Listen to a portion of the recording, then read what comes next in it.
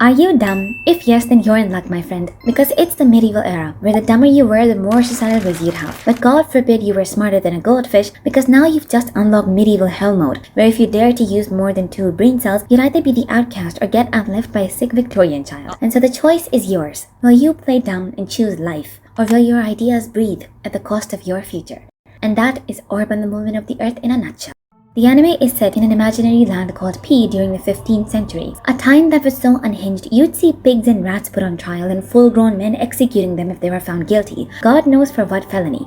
That alone should tell you how freaked up the system was. Not that it's any better now. And it's in this barbaric era where we meet Raffle. Now Raffle is a genius who thinks he's better than everybody else. 世界ちょれー大変申し訳ないがこの世はバカばっかだ A moral student respected by his peers and teachers, and on his way to medieval's most beloved career path, a theologian, where all you had to do was glaze the church with every breath you took and set your mind ablaze since you won't be needing that anymore, and you'd be set for an early retirement. But our little man doesn't want none of that life. His heart longs for the stars and the galaxies, and all he wants to do is hit the astronomy books. But the problem was, these guys didn't even have a proper telescope. The only thing they did have was a dream, and a shitload of free time to make headcanons about the cosmos. Their books were also outdated even for their prehistoric age, and only models of the universe that made them feel special were accepted. And geocentrism happened to be one of them. That the Earth that held us esteemed humans was at the center of the universe, and every other planet revolved around our haughty asses. Hey, Earthlings! Stop nuking each other! Hey, no! Bad! Stop it! In short, it was a model that carried the church's public image. So if word were to spread out that they were capping, they'd lose face among their dumb, deaf and blind followers. And so a few sacrifices to maintain order wasn't such a bad deal, from the church's POV that is. Back to our protagonist. Since Raffle is such a genius, he gets to go to uni before his NPC classmates and has to make a life-changing decision, which was either to choose an easy life with theology or not choose one at all. Raffle obviously chose theology and planned to study astronomy in secret. Not the best idea, but hey, if the sky looked like that, I wouldn't mind turning into a star myself. But things quickly take a turn for the worse when Raffle runs into Hubert the Heretic, which in church term means that Hubert had been dabbling in the dark arts and just earned himself a big fat strike. With one strike, they'll let you off the hook with a slap on the wrist at best, but if you refuse to repent and get caught a second time, the church would then sweep in and unleash their dogs called the Inquisitors, who would then tie you up and light up the sky with you. So much for the whole love thy neighbor thing. Now Hubert couldn't care less about all of that and nicely gives Raffle 2 options, either become his successor and carry on his forbidden research, or die. Which now that I think about it are basically the same thing. Hubert didn't really have much to lose and everything to gain. As logical and capable as Raffle was, it would make 0 sense for him to risk his life so recklessly. Well, that's what I thought too. Until he dilly-dallied his way to the mountains the very next day. I mean, I personally wouldn't want to be alone with an old man who choked me on our first meeting, but trust Raffle on this one, because up there he learned something that would turn his whole world upside down. The Secret of Heliocentrism.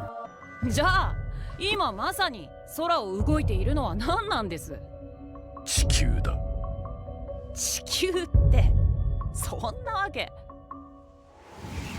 The geocentric model was all they had ever known, and any other idea felt as bizarre as pigs flying. And for these guys, Aristotle made perfect sense, with reasons like objects falling towards the earth, the stars and the ground not moving, and everything in the heavens looking breathtaking. What more do you need to know? And so there was no way in hell that Raffle would believe otherwise. He then huffed and puffed in dejection and tiptoed back home. But the seed of doubt had already been planted, and soon after a little scribbling in his notebook, Raffle realized something terrifying. That Mr. Hubert might not be on something, but onto something. That heliocentrism wasn't all that blasphemous as the church claimed, and it was low-key kinda beautiful.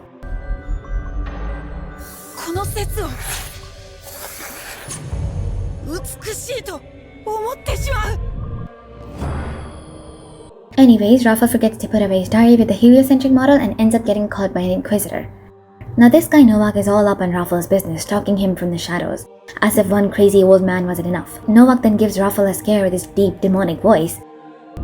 何これ But it was too late for Raffle to turn back now, for now he knew that the ground beneath him was alive and moving, and that the seemingly motionless universe was finally acknowledging his existence, that the truth Hubert had left behind was so dazzling that Raffle could not look away, even if it were to blind him. Why was heliocentrism such a taboo in the first place, that people were put on trials for even thinking about it? You see, the thing is, heliocentrism wasn't just about the sun and the planets. It was a placeholder for any idea that challenged the system, and that anyone who questions it is shunned by society not because they're wrong, but because no one is ready to understand them. Orb gives life to these people who look death in the eye and challenge the system that yes, our ideas, no matter how ridiculous they sound, will live on. It doesn't matter if we're there to see them come to life. As long as there's an atom's worth of chance that someone someday would pick it up and give it love, it's worth all the pain and trouble. It deals with people that feel so real, facing problems like, why are we here? Just to suffer? How much of what we know right now is really the truth and how much of it is blind faith?